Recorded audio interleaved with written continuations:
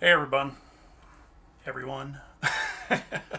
Hey, welcome back to Alchemy with Zero Phase. My name's Eric, or you can call me Zero Phase. I've had that username for quite a while, but I got a new video for you, and I think you're gonna like this one. I've had quite a few requests asking, is there a way to set up Stable Diffusion to be able to access it from anywhere?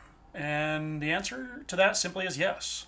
There are some steps that need to be involved in getting it set up, and it does require a little bit of knowledge of your router slash cable modem slash DSL modem and how to set up network address translation or port forwarding. So just I'm going to give you kind of a brief crash course in network topology. For those of you who don't may not understand, I come from an IT background, so this is all pretty easy stuff for me. But so whenever you access a website, whether it's google.com or youtube.com or whatever, you're putting in the name, the DNS name, which is YouTube, and then .com, and then that gets sent out to the DNS servers. And so the DNS servers look at that name, they look at their tables, these IP tables, and say, hey, what address is associated with this address, this name, and it looks up the actual internet IP address, the public IP address of that domain name, and then sets up a route and sends that traffic to that IP address. So the domain names are just a simple way for people to interface with the internet. So a lot of you already know this, okay? So what we're going to do is I'm going to show you how to set it up so that you can type in either your public IP address or set up a, if you want, you can set up a subdomain that's been rerouted, or set up a dynamic DNS service, which is probably going to be the easiest. The reason why is because a lot of you are probably doing this from home, and your home internet connections, the IP addresses on them are not static. Most of them aren't, unless you're paying for it. And so most of them are set up as dynamic IP addresses, which means they change once in a while, which is going to be very frustrating for a lot of you. When you get this set up and you are using an IP address and suddenly you're out somewhere and you have an urge to render a picture or whatever, and suddenly you can't access your Stable Diffusion interface because your public IP address changed. So I'm going to show you, at least explain to you and try to show you how to set that up, or the different ways you can set it up so that you're just accessing a simple domain name. So that it sends that, and dynamic DNS services allow you to do this. So let me bring up, I have some instructions here that I'm going to walk through to help you understand a little bit of this. So the first one is basic understanding. That we kind of went through that on the public side, how things access your public IP address.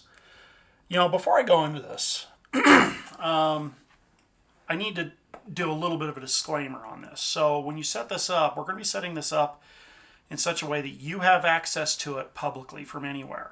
Okay, and we're going to do a few things to help secure it a little bit. But I waive any and all liability in this, okay, guys? You do this at your own risk. Once you set this up, somebody could scan an IP address. I mean, if they come across your IP address and if they're scanning high enough into port ranges and things like that, they could find the open port and try to hammer it, essentially guessing usernames and passwords until they figure out what the username and password is to access your Stable Diffusion interface. So that being said, okay, guys, just there is a risk. Okay, I mean it's pretty minimal, but I still have to say that. Okay, so most of you have at least a cable modem, a DSL modem, or some sort of a internet provided modem that is set up as a basic router. Okay, some of you might have that plus an internal router, a more advanced router, maybe an Asus or a Netgear or a TP-Link or something like that, that you use as an additional layer of protection. And that's good. So for those of you who have just a standard, just have the single modem, the internet provided modem, you're going to log into it. You have to know the configuration IP address of it, which typically is, I mean, it depends on who you have, but it could be 192.168.1.1, could be 0.1, could be, with cable Comcast, it's 10. I think it's 10.1.10.1. Anyway, you can find that out. If you're in Windows, you can find that out by going to a command prompt. And if you know how to go to a command prompt, just open up a run and type cmd. Then in the command prompt, you're going to type ipconfig and hit enter. Okay, and what it's going to return is it should return your IPv4 address and your DNS server and your gateway. And the gateway should be whatever your modem is or whatever your device is accessing. So typically, though, it's going to be something that looks like this with a 1 at the end. Okay. So once you have that, you have to know how to log in. A lot of cable modems and routers and DSL modems have default usernames and passwords. Some of them are changed. You have to look it up. Comcast cable modems initially have a default username and password of cussadmin and high speed. Okay, no period at the end here. Sorry. So, but yet, if you look that up and you know what that is, log into your web interface and you're going to go to your advanced section, okay? And in the advanced section, you're going to find something that says something along the lines of port forwarding, port triggering, or virtual servers, okay? Once you find that, you're going to add an entry. And in that entry, now, it's going to ask, what is the external port you want it to be listening for? Okay, so if you're on your modem, your cable modem, DSL modem, this is where the first stage you're going to do. Now, everybody's going to need to do this, whether you have a second modem or not, or a second router or not. You have to do this on your primary interface, your primary point of internet connectivity. Okay, so you're going to set it up so that it's listening on a port. It could be this one. This is just some random port I picked. Try to make it a very random number. Do it high. In the high numbers, you can go all the way up to something like 65,365 or something like that. I don't know, but just do a high number below 65,000, but preferably above 30,000. And that's what the router modem will listen on the public side for the traffic that's going to come into it requesting access to this. Okay. It's also going to ask you, well, what's the internal port it's going to send the traffic to? Obviously, this is going to be whatever port you set up on Stable Diffusion. The interface, typically by default, is 7860, okay? And it's going to ask you, what's the internal IP address it's going to send the traffic to? Now, on your local computer that you are running Stable Diffusion on, you need to make your IP address static. So you need to go to your IP settings, your IPv4 settings, and statically set the IP address to something that falls within your IP range. So if you're on this kind of a range where it starts off 192.168.1, okay, you don't want to use 1 for your local computer because that's your router, and you want to use something that's not going to end up being used. You could set 10 all the way up to 254. So pick a number that's not going to end up getting distributed or used by something else. I know that gets into a lot of other information dealing with DHCP. I'll let you guys figure that out. You just have to set a static IP address on your local computer. Okay, so you'll set the static IP address. You're going to set the subnet, which I'll put this in here. Subnet is usually a 222.55, okay? And then you're going to set the gateway, which is whatever your router is, so that whatever your computer looks to get the internet. So in this case, the example, we're going to put 192.168.1.1, okay? The DNS servers, when you see those, you can either leave that on automatic. I typically like to set mine to Google's or something, so the DNS1 and DNS2, you can set to Google servers, which are 8.8.8.8 and respectively 8.8.4.4. Okay, save those, and you just double check, make sure you still have internet connectivity. Okay, you should. If not, you need to go back and set it back to automatic and try again. Okay, you keep doing it until you get it to something that will give you internet connectivity. I mean, if you set that, I mean, it should work the first time. Okay. Let me know if you have questions on it, though. I'll try to answer anything I can in the comments or whatever. So once you have that set, okay, internally, you're good to go. Now, if you have a second router, say you have your Comcast modem, and then you have a, well, let's say a Netgear router, a Nighthawk or something like that. What you're going to need to do is on the Comcast modem, you do this, but what you're going to do is you're going to set the IP address, the internal IP address, to the IP address of the router, your what, you know, like I said, if it's a Netgear, your Netgear Nighthawk, and typically it'll pick up, and you'll want to set it. So in the Comcast mode, you'll be able to sometimes select the name of the device, which then doesn't matter what IP address it has, but you will probably want to set in your router, the second router, the Netgear, log into it, go to advanced, go to the WAN settings, and you're going to want to statically set the IP address there too. So you should be able to see what it's already set at, and you just set it to static. It'll automatically put it in, just save it, and you should be good. And then on the Comcast modem, you want to make sure on the port forwarding that you're forwarding traffic to that IP address of your router, of the Netgear router. It's called double natting. So it's the internet traffic is hitting your cable modem. It's forwarding the traffic coming in on this port. It's forwarding it to this IP address on this port. So you want to be set up port forwarding on your second router so that it's listening on this port. Okay, and then you'll set up the forwarding address to the IP address of your computer. Okay. I get that this gets a little complicated. Let me see if I can say it a little more simple. Inbound traffic hits your modem. Modem says, oh, I got traffic that's listening on this port here. Okay, I'm set to forward it to X address, whether it's your internal computer or the internal router. That internal router or computer is listening on this address. And if it's your internal router, then you set up port forwarding just like you did here, but for this port to be forwarded to the internal computer. So it's called double natting. You're just double translating that traffic into your internal network. So you can look it up. There's all sorts of tutorials on how to set up network address translation if you're still a little confused. So moving on though, now that we have that, one of the things you'll want to set up if your IP address changes is a dynamic DNS service, and there's a lot of them out there. I've used a couple of them. I've used DynDNS, or DYDNS, or excuse me, DYNDNS. There's another service I've used before called AirVPN, which is an actual VPN service that allows you to do port forwarding through the VPN, which is really cool. I don't use it for this.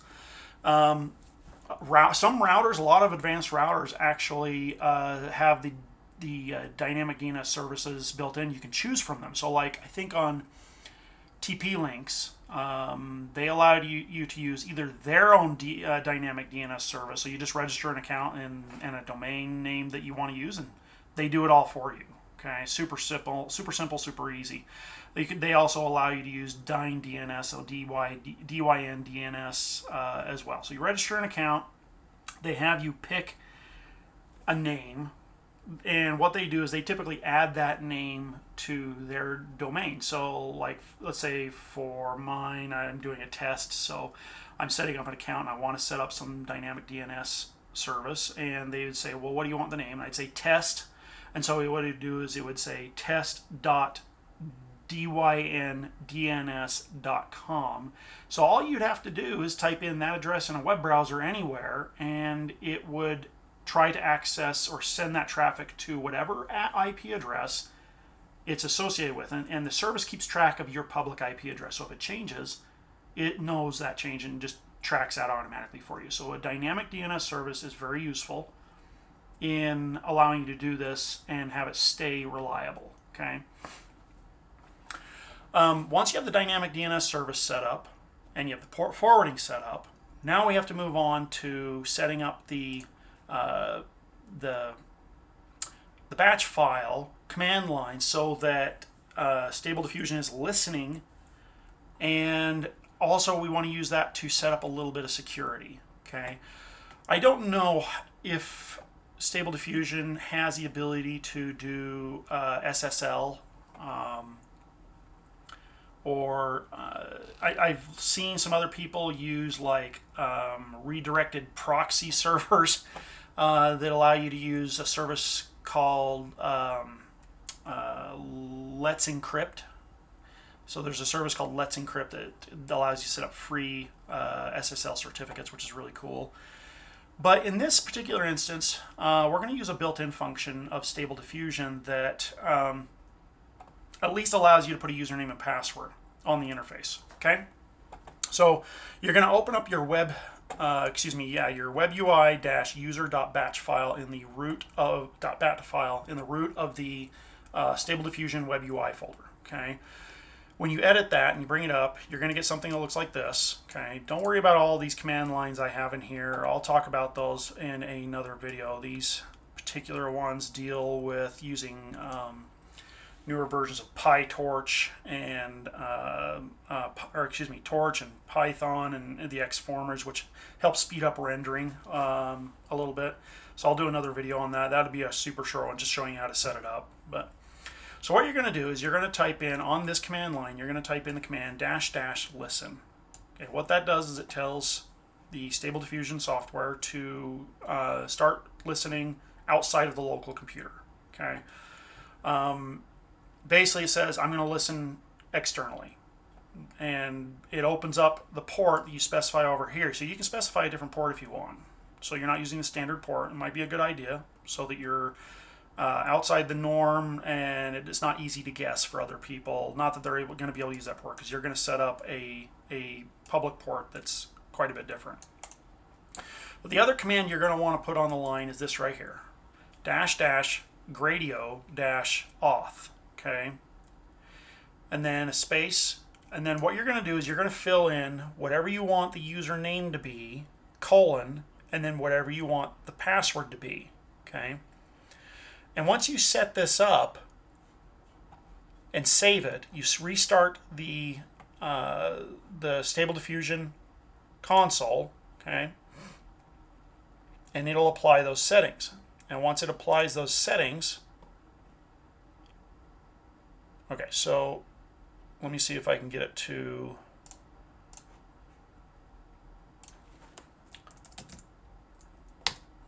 So what you apply the settings, and then when you go to that address, and I'm on internally here still, it's going to ask for the username and password. Okay. And once you put the username and password in, it lets you into the interface. And this will apply however you access it, whether it's externally or internally. Okay. It is an extra step. I know a lot of you may be used to just running and getting into the interface. If you don't want to set a username and password, that is your choice. You can do it however you want. I've decided to do a username and password just for security sakes. So there's no other settings in Stable Diffusion itself you need to set. That's it. Let me think. Is there anything else I should warn you guys about? I don't think so. I mean, that's pretty much it. So I don't know if you want me to go through a rundown. Set up your dynamic DNS, set up the port forwarding in your internet provided modem and your internal router if you have one. One has to point to the other and then all the way into your computer internally. Make sure your computer is set to a static IP address. Add these two lines, --listen and --gradio-auth username, password, and replace username with whatever username you want and password with whatever password you want. Okay, that should get you in. I use this all the time. I access this from my phone all day, every day. I mean, I'm very impulsive, and when I first started using Stable Diffusion, that was one of the first things I did, was set it up so I could access it from anywhere. And it's liberating, not knowing I don't have to be sitting in front of my computer rendering stuff, and it works really well. Sometimes the interface may lose connection and you have to refresh the interface, which can get a little annoying, but I do it from my phone. It works great. Working from a tablet or another computer is even better because then you get the full interface. I mean, it's still the full interface. On a phone, it does the, what do they call it, active interface, so it kind of shrinks everything down to fit on a phone, and it's still all accessible. You just got to scroll a bit more to get to the different functions.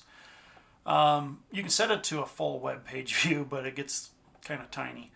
So anyway, if you have any questions, please put them in the comments. Like and subscribe to our channel. Like this video, subscribe to the channel, and I look forward to doing a lot more videos for you guys.